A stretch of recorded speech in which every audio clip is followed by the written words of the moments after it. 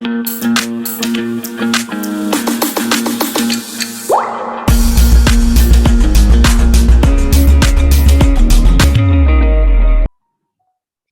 जी, तो सारे major naturally occurring events मतलब कि जो नेचुरली होती है, नेचर की तरफ से होता है, ठीक है। जैसे नेचर की तरफ से भूचाल आ जाना, भूचाल पे आपका कंट्रोल तो नहीं है ना, है ना।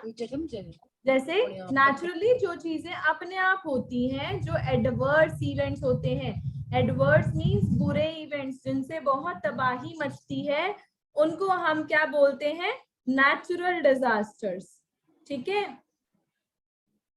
दे occur in nature from time to time होते रहते, जैसे लैंडस्लाइड्स हो गए, फ्लड्स आ गए, है ना, ड्रॉट सूखा पड़ जाना, बहुत बहुत देर तक बारिश नहीं होती, है ना। तो ये सारे इवेंट्स जो होते हैं इनको हम क्या बोलते हैं, natural disaster. Natural means nature की तरफ से, डिजास्टर मींस एडवर्स इवेंट्स मतलब बहुत बुरे काम, बुरे इवेंट्स, बुरी घटनाएं, ठीक है। Movement of Earth's plates is majorly responsible for this. Earth's plates, आपको पता है कि अर्थ जो है वो प्लेट्स से बनी होती है, प्लेट्स को जोड़ जोड़ के बना होता है अर्थ, ठीक है। तो मतलब अर्थ का जो आउटर सरफेस होता है ना, जो उसकी क्रस्ट होती है, अब जैसे ये क्रस्ट है ना, आउटर सरफेस है जो अर्थ का, ये एक पीस से नहीं बना हुआ, ठीक है। ये बहुत सारे छोटे छोटे पीसेस को जोड़ जोड़ के ऐसे ऐसे, ठीक है, छोटे पीसेस को जोड़ जोड़ के बना हुआ है, ठीक है। जो ये प्लेट्स है ना, ये लगातार मूव करती रहती हैं, लगातार हिलती रहती हैं, पर इस मूवमेंट इतनी स्लो होती है कि हमें पता नहीं लगता इनकी मूवमेंट्स का, ठीक है। तो क्या होता है, जब ये मूव करती हैं, कई बार ये एक दूसरे में स्टक हो जाती हैं, ठीक है, फंस जाती है। एक तरफ से मूवमेंट हो रही है, दूसरी तरफ से मूवमेंट हो रही है, बहुत सारी एनर्जी क्रिएट होती है, ठीक है। तो क्या आता है, भूचाल आता है, ठीक है। भूचाल जब सी बेड पे आता है, मतलब सी जो है उसके नीचे की जो जमीन है ना, वहां पे प्लेट्स जो है मूव करती हैं और एनर्जी रिलीज होती है, तो क्या आती है, सुनामी आती है, ठीक है। तो नेचुरल डिजास्टर्स का जो मेन कॉज है वो अर्थ की प्लेट्स की मूवमेंट है, ओके। इमरान पढ़िए। अर्थक्वेक्स जो है वो क्या होते हैं, are believed to be dangerous events, बहुत खतरनाक घटनाएं मानी जाती हैं, जिसमें सिटीज आर लेवल्ड, जिस सिटी में भी अर्थक्वेक आता है बहुत डेंजरस इफेक्ट होता है, उसका डेंजरस रिजल्ट आता है। However this is not the case, they are in fact very common, मतलब हमेशा ऐसा नहीं होता, कई बार अर्थक्वेक बहुत ज्यादा तेज आता है, कई बार कम कम तेजी होती है अर्थक्वेक की, ठीक है।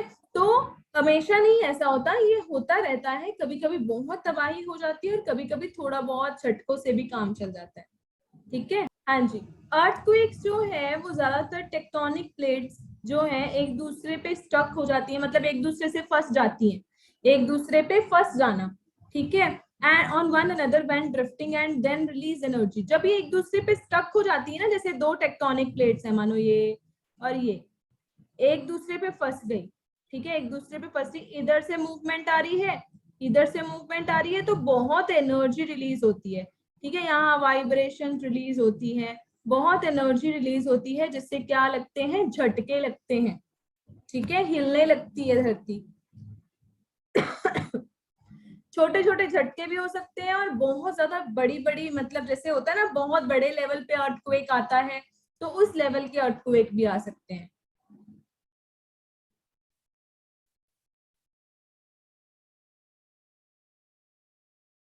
ये है देखो टेक्टोनिक प्लेट्स, ठीक है। टेक्टोनिक प्लेट्स जैसे कि ये जो अर्थ का आउटर सरफेस है, देखो वो एक ही पीस से नहीं बना हुआ, ठीक है, उसमें बहुत सारे पीसेस जो हैं वो जोड़ के बनाया गया है, ये देखो सारे पीसेस जो हैं इनको जोड़ा हुआ है और बनाया गया है, ठीक है। तो ये जो पीसेस जो है हिलते रहते हैं ना, वैसे तो ये लगातार हिलते रहते हैं, पर मूवमेंट इतनी स्लो होती है कि हमें पता नहीं लगता, लेकिन जब ये पीसेस आपस में स्टक हो जाते हैं, आपस में फंस जाते हैं, तब बहुत सारी एनर्जी रिलीज होती है, जिसको हम क्या बोलते हैं, अर्थक्वेक, ठीक है।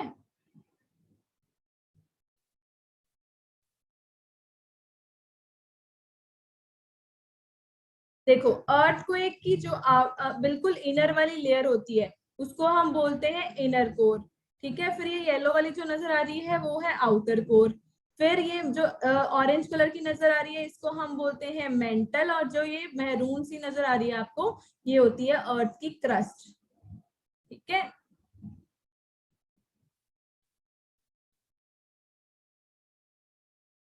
ये देखो अर्थक्वेक कैसे होता है। अब ये देखो दो प्लेट्स हैं, ठीक है, आपस में स्टक हो गई हैं, तो क्या हो रहा है, यहाँ पर एनर्जी रिलीज हो रही है, वाइब्रेशंस क्रिएट होती हैं, इनको हम क्या बोलते हैं, सेसमिक वेव्स, ठीक है। अब इस पॉइंट को जहां पर ये वेव्स क्रिएट हो रही है उस पॉइंट को हम बोलते हैं अर्थक्वेक हाइपोसेंटर, ठीक है। इसके एग्जैक्टली ऊपर ग्राउंड पे उसी जगह को क्या बोलते हैं, अर्थक्वेक एपिसेंटर, ठीक है। और इस तरह से अर्थक्वेक जो है वो जनरेट होता है, बनता है अर्थक्वेक ऐसे। ये है सेस्मोग्राफ। अब ये सेस्मोग्राफ जो होता है ना ये क्या करता है, अर्थक्वेक को मेजर करने के लिए बनाया जाता है कि अर्थक्वेक का मैग्नीट्यूड कितना था, ठीक है। अर्थक्वेक का मैग्नीट्यूड 1 से लेकर 10 तक का होता है, ठीक है। ये होता है रिक्टर स्केल, ठीक है। रिक्टर स्केल पे नापते हैं अर्थक्वेक का मैग्नीट्यूड। रिक्टर स्केल पे 1 to लेके 10 तक का मैग्नीट्यूड होता है, ठीक है। क्या करते हैं इस ग्राफ को, इस इंस्ट्रूमेंट से कैसे पता लगता है, इस इंस्ट्रूमेंट को अर्थ के ऊपर जोड़ा जाता है, अर्थ के ऊपर रखा जाता है, ठीक है। जब अर्थ मूव करती है ना तो ये जो यहाँ पे पेन लगा होता है ये, ठीक है, ये ना इस पेपर के ऊपर ग्राफ बनाना शुरू कर देता है, ओके। ये वेव ग्राफ बनता है, इसको हम सेस्मोग्राम बोलते हैं, ठीक है। जो ग्राफ बनता है ना उसको हम बोलते हैं सेस्मोग्राम, ओके। तो इससे हमें पता लगता है कि अर्थक्वेक का मैग्नीट्यूड कितना था। आज तक जब सबसे ज्यादा अर्थक्वेक का जो मतलब सीवियर अर्थक्वेक आया है सबसे ज्यादा मैग्नीट्यूड वाला, वो था वेल्डिविया में, ठीक है, जिसका मैग्नीट्यूड था 9.5।